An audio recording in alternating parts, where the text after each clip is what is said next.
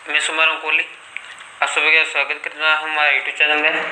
तो देखिए फ्रेंड्स, आज हम एक टीचर व स्टूडेंट के वार्तालाप के माध्यम से खगोलिकी के बारे में पढ़ेंगे। ठीक है, तो वीडियो स्टार्ट करते हैं। तो बच्चों, आज हम पढ़ेंगे खगोलिकी यानी खगोलिकी का विकास। ठीक है बच्चों। सर ये खगोलिकी क्या होता है? बेटा, आकाशीय पिंडों, उनकी बनावट, परिमाण और गति का अध्ययन करने वाला विज्ञान खगोलिकी या खगोल विज्ञान कहलाता है। ठीक है बच्चों। तो अब हम आगे बात करेंगे विश्व या ब्रह्मांड की। ठीक है बच्चों। सर यह विश्व या ब्रह्मांड क्या होता है? बेटा, पृथ्वी, अंतरिक्ष तथा उसमें उपस्थित सभी खगोलीय पिंडों जैसे आकाशगंगा या मंदाकिनी या तारे आदि को समग्र रूप से विश्व या ब्रह्मांड कहते हैं। ब्रह्मांड से संबंधित अध्ययन को ब्रह्मांड विज्ञान कहते हैं। ठीक है बेटा। ठीक है सर जी। तो बेटा, अब हम आगे बढ़ते हैं। विश्व की रचना आकाशगंगा या मंदाकिनी से हुई है। विश्व की रचना आकाशगंगा या मंदाकिनी से हुई है। अनुमानतः विश्व में खरबों की संख्या में आकाशगंगा है तथा प्रत्येक आकाशगंगा में खरबों तारे हैं। खरबों बोले तो मतलब यहाँ एक संख्या है, खरबों तारे। बहुत से तारों का अपना अपना परिवार हो सकता है। जैसे सौर परिवार में पृथ्वी सहित 8 ग्रह है। पृथ्वी से कितने ग्रह है? 8। ठीक है बेटा। सर ये 8 ग्रह आखिरकार है कौन से? नाम बताओ। जरूर बेटा, यह 8 ग्रह है बुध, शुक्र, पृथ्वी, मंगल, बृहस्पति, शनि, अरुण और वरुण। ठीक है बच्चों। ठीक है सर जी। तो बच्चों, अब हम पढ़ेंगे खगोल या आकाशीय पिंड। ठीक है बच्चों। सर ये खगोल या आकाशीय पिंड क्या होते हैं? बेटा, खगोलीय पिंड या आकाशीय पिंड आकाश में दिखाई देने वाले पिंडों जैसे आकाशगंगा, तारा, ग्रह, उपग्रह, धूमकेतु आदि को खगोलीय पिंड कहते हैं। ठीक है बेटा। तो सर, आप आकाशगंगा या मंदाकिनी के बारे में भी बताओ। हाँ जरूर बेटा। आकाशगंगा या मंदाकिनी तारों के ऐसे विशाल समूह हैं जो गुरुत्वाकर्षण के कारण एक दूसरे से बंधे हुए हैं। इनकी विशालता के कारण इन्हें प्रायद्वीपीय ब्रह्मांड कहा जाता है। इनकी विशालता के कारण इन्हें प्रायद्वीपीय ब्रह्मांड कहा जाता है। ठीक है बच्चों। आकाशगंगा असंख्य तारों का विशाल पुंज है जिनमें अधिकांश तारे आंखों द्वारा दिखाई नहीं पड़ते हैं। रात्रि को स्वच्छ आकाश में एक चमकदार मेहराब के रूप में दिखाई पड़ती है। प्रत्येक आकाशगंगा में तारों के अतिरिक्त गैसें या धूलकण भी होते हैं या धूल भी होती है। आकाशगंगा का 98% भाग तारों से तथा शेष 2% गैसों या धूल से बना है। ठीक है बच्चों। संरचना के आधार पर आकाशगंगा 3 प्रकार के होते हैं: सर्पिल, दीर्घवृत्तीय तथा अनियमित। अब तक के ज्ञात आकाशगंगाओं में 80% सर्पिल, 17% दीर्घवृत्तीय तथा 3% अनियमित संरचना वाले हैं। ठीक है बच्चों। जी सर, आगे और बताओ इस ब्रह्मांड के बारे में। इस ब्रह्मांड में और क्या क्या है? हाँ जरूर बेटा। अब हम बात करते हैं तारामंडल। आकाश में वैसे तो अनेक धुंधले तारे दिखाई देते हैं, परंतु उनमें कुछ चमकीले तारों के समूह भी होते हैं जिनकी कुछ विशेष आकृतियां होती है। इन्हें ही तारामंडल कहते हैं। इनके नाम उन आकृतियों के नाम पर रखे गए हैं जिनके समान इन तारा समूह की रचना होती है। प्रमुख तारामंडल है सप्तऋषि तारामंडल, ध्रुवमत्स्य, Draco, Cygnus, Hercules, Hydra, Centaurus और हरकुलिस। अभी तक 89 तारामंडलों की पहचान की गई है। इनमें सबसे बड़ा तारामंडल है वह है सेंटोरस है, जिनमें 94 तारे हैं। हाइड्रा में कम से कम 68 तारे हैं। ठीक है बच्चों। है सर, आगे और बताओ इन तारों के विकास के बारे में। हाँ हाँ जरूर।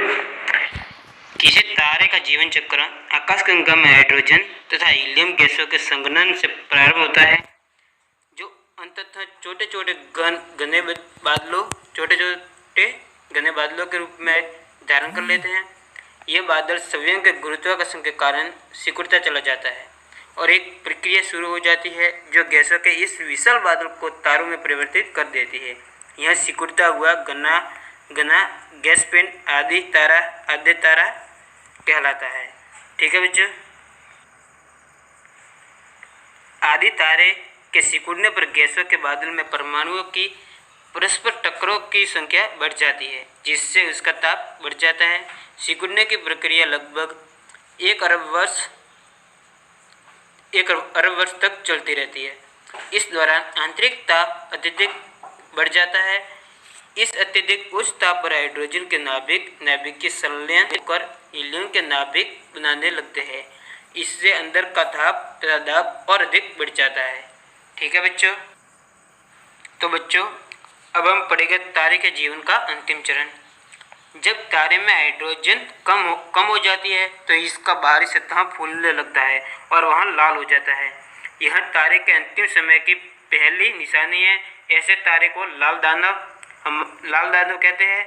हमारा सूर्य आगामी 5 अरब वर्षों में ऐसा ही लाल दानव बन जाएगा। ऐसी संभावना है, पक्का नहीं है। लाल दानव चरण के बाद तारे में 2 स्थितियों में से कोई एक स्थिति आती है।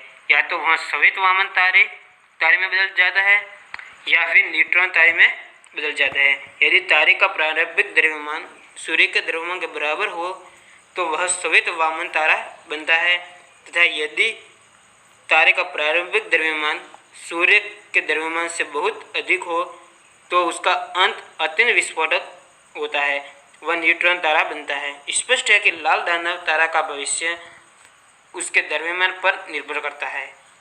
ठीक है बच्चों, यहाँ आपको समझ में आ गया होगा। आगे हम और पढ़ते हैं।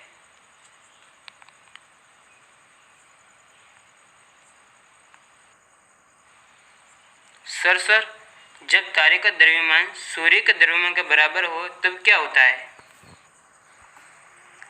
जब तारे का द्रव्यमान सूर्य के द्रव्यमान के बराबर हो तब यह होता है कि इस स्थिति में तारे का बाह्य कवच प्रसारित होकर अनंतः लुप्त हो जाता है और केवल तारे का क्रोड यानी कि तारे का केंद्रीय भाग बचा रहता है, जो निरंतर सिकुड़ता चला जाता है।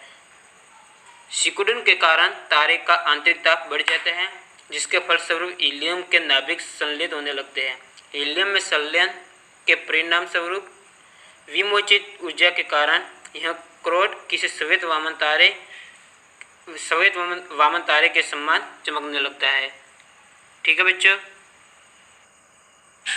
यह तब तक चमकता रहता है जब तक कि इसके समस्त हीलियमों का उपयोग ना हो जाए। हीलियम के चुक जाने के बाद यह कृष्ण वामन तारा ब्लैक ड्वार्फ स्टार बन जाता है। वह अत्यधिक घनत्व के पदार्थ के रूप में गहन अंतरिक्ष में लुप्त हो जाता है।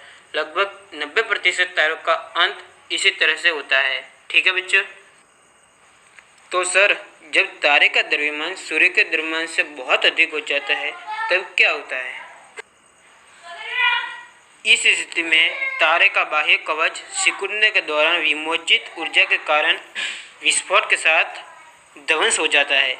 इसके कारण आकाश बहुत दिनों तक जगमगाता उठाता है। ऐसे विस्फोटक तारे को नवतारा या अभिनव तारा कहते हैं। ठीक है बच्चों। अभिनव तारा विस्फोट में गैसों के बादल अंतरिक्ष में विमोचित हो जाते हैं।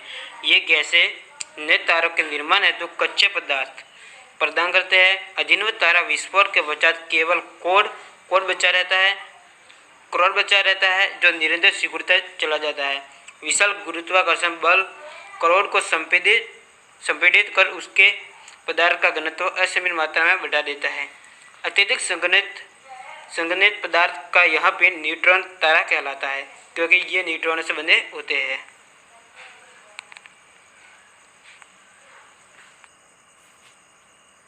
न्यूट्रॉन तारे का भविष्य भी उसके द्रव्यमान पर निर्भर करता है। भारी न्यूट्रॉन तारे में अत्यधिक मात्रा में द्रव्यमान अंततः एक ही बिंदु पर संकुचित हो जाता है। ऐसे अत्यधिक घनत्व के पदार्थ युक्त को कृष्ण छिद्र कहते हैं, ब्लैक होल। कृष्ण छिद्र के एक चम्मच पदार्थ का भार कई टनों के बराबर होता है। कृष्ण छिद्र का गुरुत्वाकर्षण क्षेत्र इतना प्रबल होता है कि इससे किसी भी पदार्थ का यहाँ तक कि प्रकाश का भी पलायन नहीं हो सकता है। इसीलिए कृष्ण छिद्र दिखाई नहीं देते हैं। वह अंतरिक्ष में गहरी अनंत खाई के समान है। कृष्ण छिद्र न तो कोई विकिरण उत्सर्जित करता है और न ही किसी विकिरण को परावर्तित करता है, बल्कि यह सभी विकिरणों को अवशोषित कर लेता है। अतः उसको पहचानना या संसूचित करना बहुत कठिन है। ठीक है बच्चों। तो सर आप तारों के वर्गीकरण के बारे में भी बता दीजिए, इतना बता दिया है तो। हाँ, जरूर, क्यों नहीं। तारों का वर्गीकरण उनके भौतिक लक्षणों के आधार पर किया जाता है, जैसे उनकी चमक, वर्णक्रम, ताप तथा आकार। इनके आधार पर तारों का वर्गीकरण किया जाता है। ठीक है बच्चों।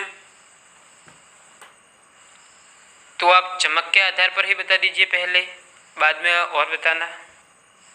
चमक के आधार पर तारों को 3 भागों में वर्गीकृत किया जाता है, विभाजित किया जाता है। एक तो है तीव्र चमकीले, मध्यम चमकीले यानी जो सूर्य, एग्जाम्पल कम चमकीले जो है तारे। तारों का जीवन काल उनके द्रव्यमान तथा चमक पर निर्भर करता है। जो तारा जितना अधिक चमकीला होता है उसका जीवन काल उतना ही कम होता है। ठीक है बेटा। अब आप वर्णक्रम के आधार पर भी बता दीजिए। वर्णक्रम के आधार पर तारों को 7 वर्गों में विभाजित किया जाता है। O, B, A, F, G, K तथा M। ये घटते हुए तापमान के क्रम में होते हैं। सूर्य एक जी प्रकार का तारा है, जिसके तीव्रतम प्रकाश की तरंग दैर्घ्य 550 नैनोमीटर है। कुछ प्रसिद्ध तारे हैं, वह है ध्रुव तारा और है बर्नार्ड तारा आदि। ध्रुव तारा, जो तारा हमेशा उत्तर दिशा में चमकता रहता है तथा उत्तरी ध्रुव के ठीक ऊपर स्थित होने के कारण एक ही दिशा में हमेशा दिखाई पड़ता है, उसे ध्रुव तारा कहते हैं। यह ध्रुव मत्स्य तारा समूह का एक सदस्य है। ठीक है बेटा। तो सर ये मेरा टॉपिक तो हो गया क्लियर। अब आप और कुछ जैसे सौरमंडल के बारे में भी कुछ ना कुछ बता दीजिए, वो भी टॉपिक हमारा क्लियर करवा दीजिए। हाँ, जरूर। सूर्य के चारों ओर चक्कर लगाने वाले विभिन्न ग्रहों, क्षुद्र ग्रहों, धूमकेतु, उल्का तथा अन्य आकाशीय पिंडों के समूह या परिवार को सौरमंडल कहते हैं। सूर्य सौरमंडल का मुखिया है। सौरमंडल में सूर्य का द्रव्यमान 99.97% है। शेष 0.03% में शेष सभी उल्कापिंड है, आकाशीय पिंड है। और इनमें भी बृहस्पति और शनि का द्रव्यमान मिलकर 92% है। ठीक है बेटा।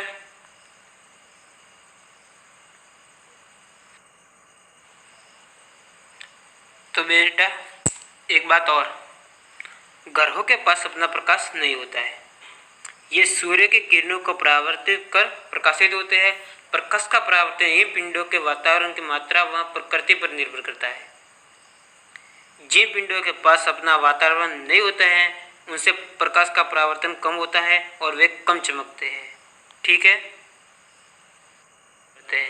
शुक्र व अरुण दक्षिणावर्त दिशा में अर्थात पूर्व पश्चिम दिशा में परिक्रमण करते हैं, जबकि अन्य सभी ग्रह वामावर्त दिशा में अर्थात पश्चिम से पूर्व दिशा में परिक्रमण करते हैं। सूर्य व ग्रहों के बीच का गुरुत्वाकर्षण बल इन्हें परिक्रमण करने देता है। यदि सूर्य न रहे तो ये सभी ग्रह अपने कक्ष के स्पर्श रेखीय दिशा में गुरुत्वाकर्षण बल के अभाव में तेजी से गायब हो जाएंगे। पृथ्वी का उत्तरी ध्रुव पूरे सौरमंडल के उत्तर दिशा को निर्धारित करता है। प्रायः सभी ग्रह अपने अक्ष से थोड़ा झुककर घूमते हुए सूर्य की परिक्रमा करते हैं। ठीक है। तो सर अब आप ग्रहों और सूर्य के बारे में भी बता दीजिए लास्ट बार। अच्छा बेटा, सूर्य सूर्य सौरमंडल का हृदय स्थल है। यह जीवों की शक्ति का स्रोत है। हमारे आकाशगंगा दुग्ध मेखला के केंद्र से सूर्य की अनुमानित दूरी 32,000 प्रकाश वर्ष है। यह 250 किलोमीटर प्रति सेकंड की गति से आकाशगंगा दुग्ध मेखला के केंद्र के चारों ओर परिक्रमा करता है। इसका परिक्रमण काल 25 करोड़ वर्ष, इस अवधि को ब्रह्मांड वर्ष कहते हैं। इसका परिक्रमण काल 25 करोड़ वर्ष है। इस अवधि को ब्रह्मांड कहते हैं। ठीक है बेटा। वस्तुतः सूर्य एक गैसीय पिंड है। ठोस नहीं होने के कारण इसके विभिन्न भागों में असमान गति पाई जाती है। इसका मध्य भाग 25 दिनों में व ध्रुवीय भाग 35 दिनों में एक घूर्णन करता है। ठीक है बेटा। तो सर आप हमारे ग्रह यानी हमारा ग्रह पृथ्वी उसके बारे में सिर्फ बता दीजिए। सिर्फ एक ग्रह के बारे में बता दो बस। ठीक है बेटा। पृथ्वी शुक्र और मंगल ग्रह के मध्य में स्थित है। सूर्य से दूरी यहाँ सूर्य से दूरी के अनुसार तीसरा ग्रह है। पृथ्वी की सूर्य से औसत दूरी 14,95,98,500 किलोमीटर है। सूर्य से इसकी निकटतम दूरी 14.73 करोड़ किलोमीटर तथा अधिकतम दूरी 15.2 करोड़ किलोमीटर है। सूर्य से पृथ्वी तक प्रकाश पहुंचने में 8 मिनट 19 सेकंड का समय लगता है। आकार के अनुसार यह पांचवा सबसे बड़ा तथा चौथा सबसे छोटा ग्रह है। इसका औसत व्यास 12,740 किलोमीटर है। इसका विषुवत रेखीय व्यास 12,756 किलोमीटर तथा ध्रुवीय व्यास 12,714 किलोमीटर है। सामान्यतः पृथ्वी की आकृति गोलाकार है, किंतु यहाँ ध्रुव पर कुछ चिपटा तथा विषुवत रेखा पर कुछ फैला हुआ है। पृथ्वी की इस लगभग गोलाकार आकृति को लघ्वक्ष कोलाब कहा जाता है। परिक्रमण या वार्षिक गति। यहाँ सूर्य की परिक्रमा 1,07,160 किलोमीटर प्रति घंटा की गति से 365 दिन 5 घंटे 48 मिनट 45.51 सेकंड में पूरी करती है।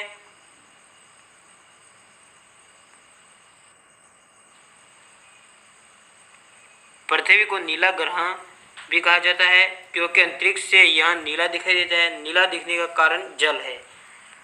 ठीक है बेटा, आपको समझ में आ गया। थैंक यू सर जी, मेरा डाउट क्लियर करने के लिए। Most welcome.